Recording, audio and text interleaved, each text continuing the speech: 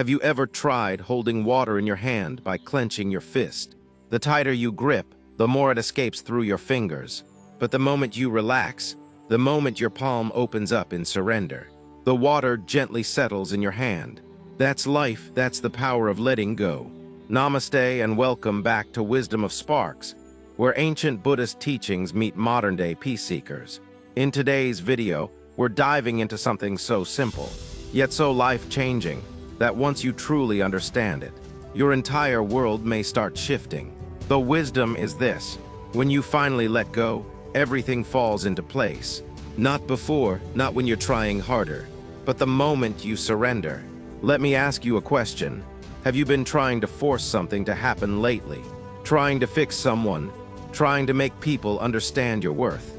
Trying to control every little detail of your life so you don't lose what you love? I've been there too, we all have. Because from the moment we are born, society teaches us the opposite of surrender. We are told, work hard, don't stop. Fight for what's yours. Never let go of what you love.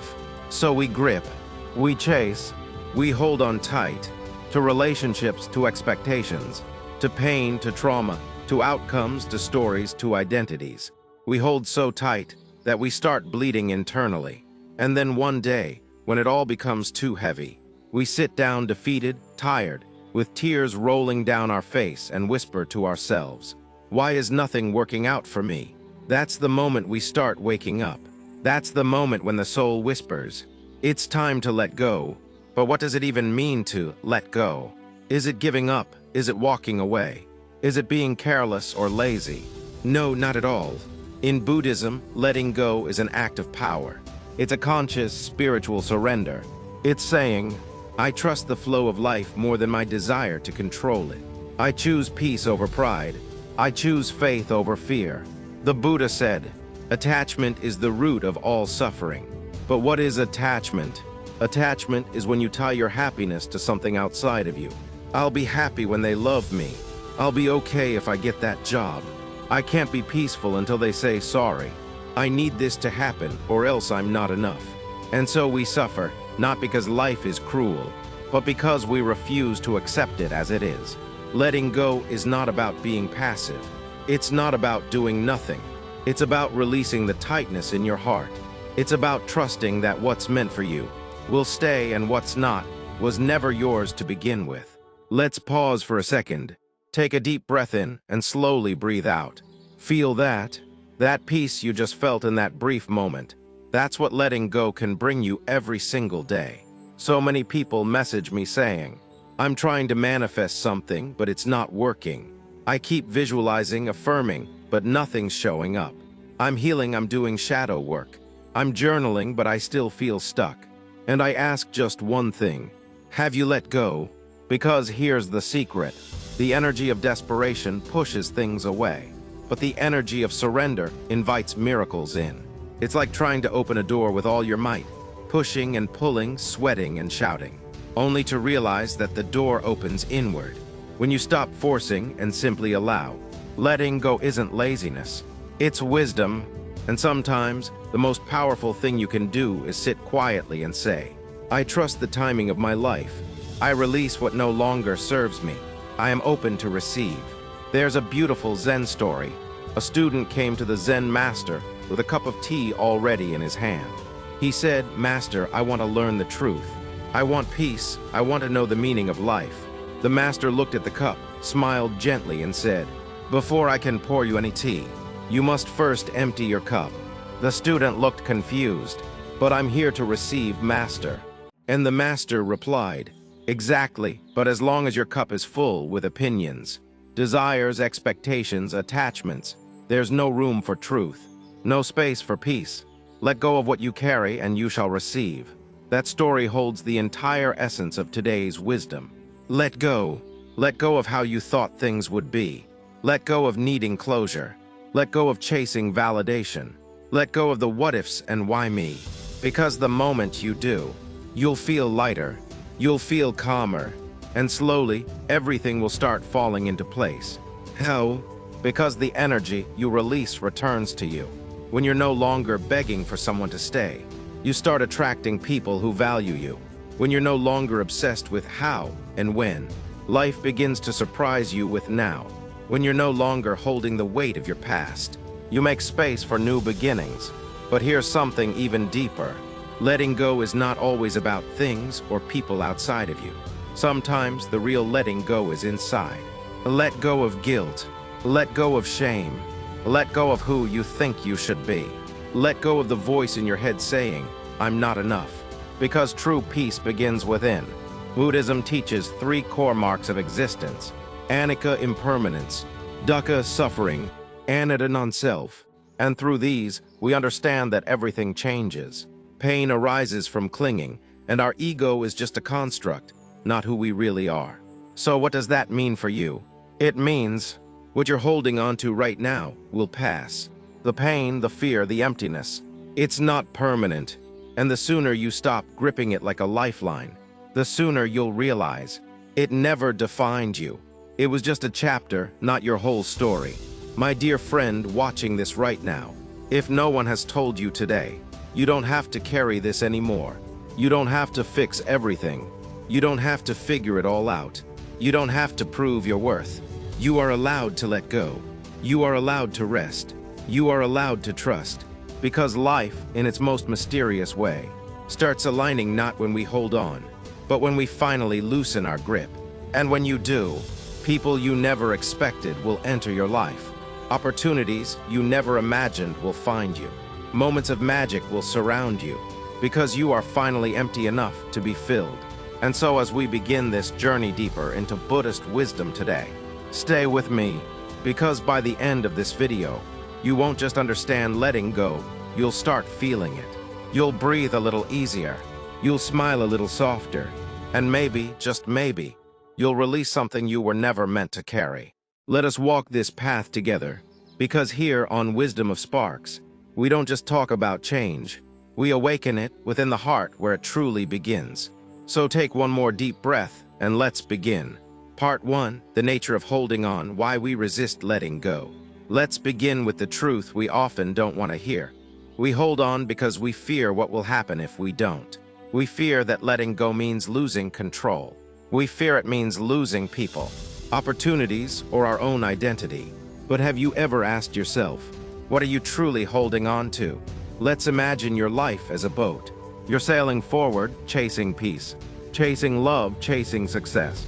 But tied to your boat are heavy anchors, your past, your fears, your trauma, your need for validation. And yet you wonder, why can't I move forward? The truth is, what you hold on to holds you back. Story, there's an old Buddhist parable about a man who carried a heavy wooden raft on his back everywhere he went. When asked why, he said, "This raft once saved my life. It helped me cross a river during a flood.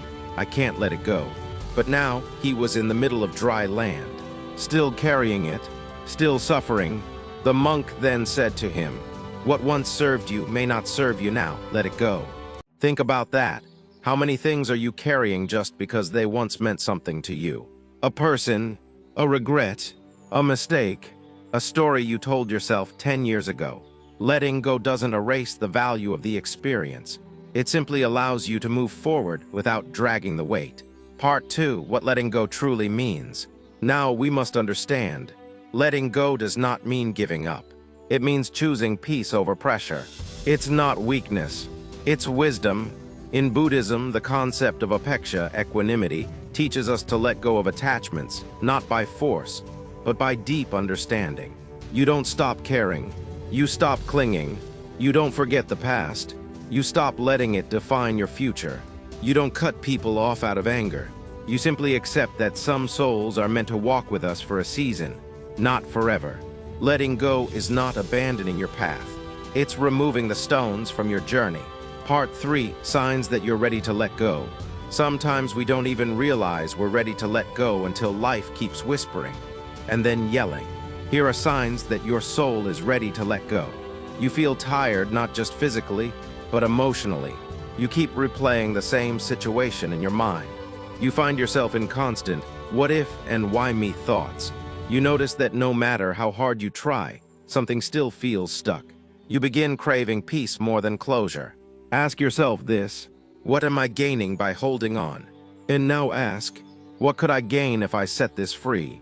Sometimes your peace is on the other side of surrender. Part 4, Buddhist Wisdom. 5 powerful teachings on letting go. 1. Anicca impermanence. Nothing stays. Everything changes. This is the first and most powerful teaching. Your emotions, temporary. Your circumstances, temporary. Your relationships, also temporary. So when we cling, we are denying the law of life. When we accept impermanence, we no longer suffer when change comes. We expect it. We flow with it and we rise through it. 2. Dukkha, the nature of suffering. The Buddha said that all suffering comes from craving and aversion. We want things to go a certain way. We push away what we don't like and chase what we desire.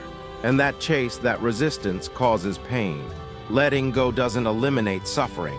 It liberates us from the prison of expectation. 3. Anatta, the non-self. Who are you really?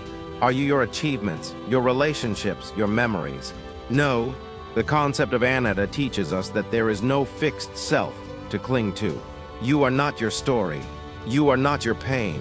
You are not your past. When you release the need to protect an identity, you become truly free. 4. Mindfulness sati.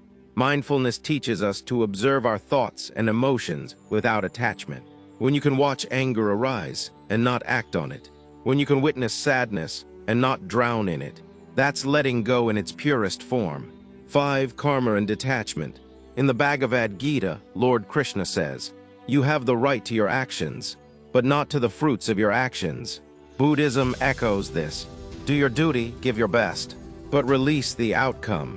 When you let go of results, you become unstoppable. Part 5, Real Life Story, Letting Go Saved My Life. Let me share a true story. A woman once wrote to me. She was in a relationship for 7 years. They had plans, dreams, a future.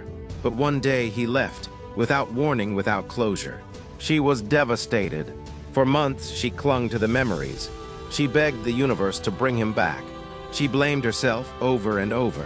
Until one day in silence, she heard her own voice say, "I can't do this anymore, I want peace." That was the day she let go.